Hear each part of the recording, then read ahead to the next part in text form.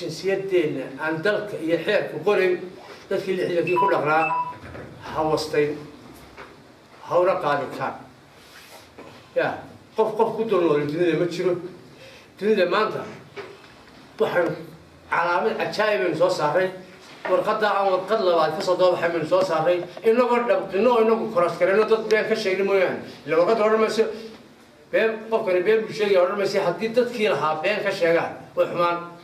ha ka sheegina nin walow ogow oo haliya habeen nabadgelyada ilaaliya oo qofka dadka ku khalday ee iska dhigaya diirka inooga eg ee dadnimadana ku dhaqmay dhulka ee dee dad badan baa jira caaqil baan jirin jeersaa oo halkan lagama siinayo warqad barashaabka siina ma aha mid uu ku siiyey halkane wuxuu ku siiyey iyagunbu isu aqoonsaday dee inay yihiin niman odayaal oo oday yeeshay laakiin dawlad siisay sharci maalin horaan tviyada ka maqlayay xafiiskaygii nabadgelyada waa kan xafiiskii cuqaasha waa kan waa weydiinay warqad la siinaya iyo nin kusoo talagelaya ma jiro jaarsana kama qaadan karto cid kalena kama qaadan karto caaqilna ma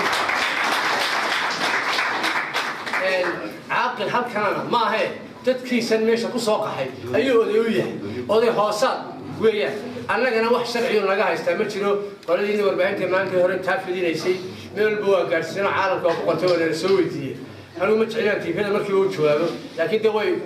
u egtaa maanta waxaan isla helay agaasimiin cuqaasha iyo iyo agaasimihii guud wax allaale wax ka jira ma jiraan